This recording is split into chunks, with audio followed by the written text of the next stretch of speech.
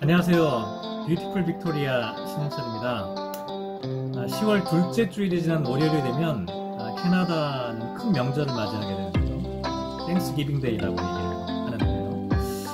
일반적으로 한국에 계신 분들이 땡스기빙 데이 하면은 미국의 메이플라워를 타고 플리모스라고 하는 지역에 도착해서 첫 수확에 감사를 드렸던 그때를 많이 연상을 합니다. 이건 이제 미국 땡스기빙 데이의 유래라고 할 수가 있는데 캐나다는 조금 달라요.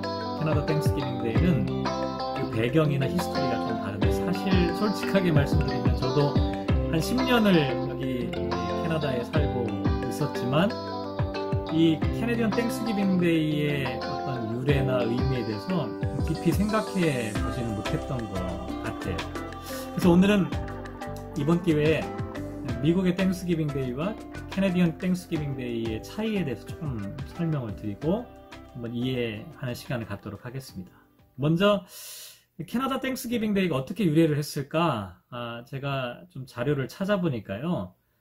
미국과는 전혀 다른 역사적인 배경을 갖고 있더라고요. 먼저 우리가 기억해야 될 것은 이 추수감사의 전통이라고 하는 것이 유럽 사람들이 북미 노스 아메리카에 도착해서부터 시작된 게 아니라 이미 이곳에 정착하고 있던 이 First Nation, Indigenous People이라고 보통 얘기하는데 여기에 있는 먼저 살고 있는 사람들이 행하고 있었던 일이었다라고 하는 점을 기억할 필요가 있습니다. 특히 터럴 아일랜드라고 하는 이 퍼스트 네이션들은 혹독한 겨울 추위를 이겨내고 살아남은 것과 또 풍성한 농작물을 주신 것에 대한 이 감사의 만찬을 함께 나누고 또 기도하고 댄스, 춤을 추는 이런 여러 가지 의식들을 이미 행하고 있었다라고 말씀을 드릴 수가 있어요. 그런데 이제 우리가 기억하는 이와 같은 형태의 땡스기빙 데이가 이제 시작된 것은 1578년부터 거슬러 간다고 하는데요. 영국의 탐험가였던 마틴 프로비셔라고 하는 사람이 사람들과 함께 이제 프로비셜 베이, 현재 이제 그 너너벳이라고 하는 지역에 이제 정착을 하게 되는데요. 이들이 이제 여기 도착해가지고 먹을 게 없는데 소금에 절인 소고기나 비스켓이나 완두콩 이런 것들을 먹으면서 그것에 대해서 감사하면서 성찬식을 거행하게 되죠. 이렇게 해서 최초의 이 캐네디언 땡스기빙 데이의 어떤 이 행사가 시작이 되는데 이걸 이제 역사적으로 따져보면 미국의 추수감사가 시작되기 43년 전에 이미 캐네디언 땡스기빙 데이가 시작되었다 이렇게 말씀을 드릴 수가 있습니다.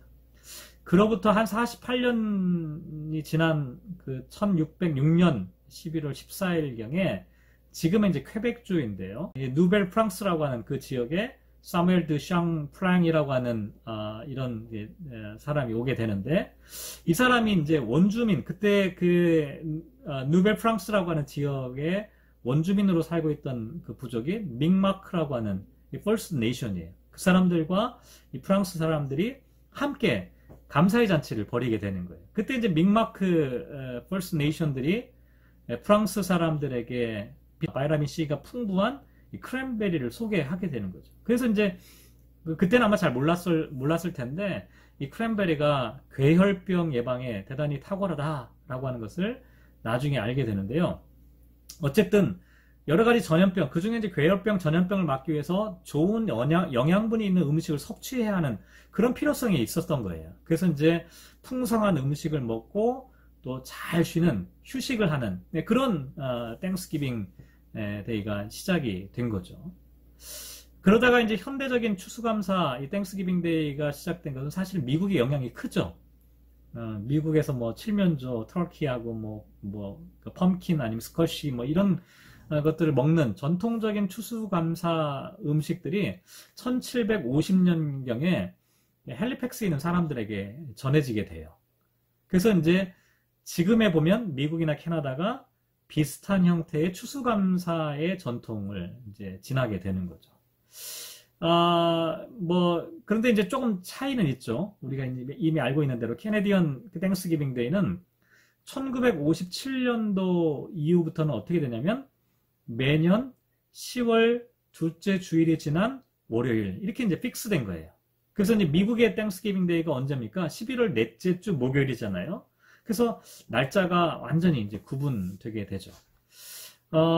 이 캐나다 의회에서는 공식적으로 땡스기빙 데이를 이제 정하면서 이런 표현을 했어요. A day of general thanksgiving to Almighty God for the bountiful harvest with which Canada has been blessed. 다시 말씀드리면 캐나다가 풍성한 수확을 얻을 수 있도록 허락하신 전능하신 하나님께 감사를 드리는 날이다. 이렇게 이제 선언을 하게 된 거죠. 뭐 제가 예전에 설교를 하면서 한번 소개를 했던 적이 있는데 감사라고 하는 표현은 사실 일본식 표현이에요. 예, 우리 고유한 한글 표현으로는 고맙다라고 하는 표현을 이제 사용하는데 이 고맙다, 고맙습니다라고 할 때의 말의 어근이 뭐냐면 곰으로부터 시작하게 돼요.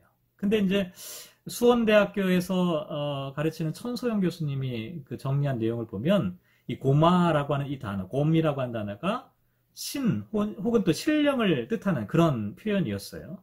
그래서 고마의 형용사인 고맙다라고 하는 것은 뭐냐면 인간 이상의 존재에 대한 당신을 향해 내가 고맙습니다라고 하는 것은 당신을 마치 신처럼 경외합니다, 존경합니다, 뭐 이런 의미를 갖게 되는 거예요. 그래서 이제 동사형 고마하다라고 하는 단어가 공경하다라고 하는 뜻과 같은 뜻이 되는 거죠.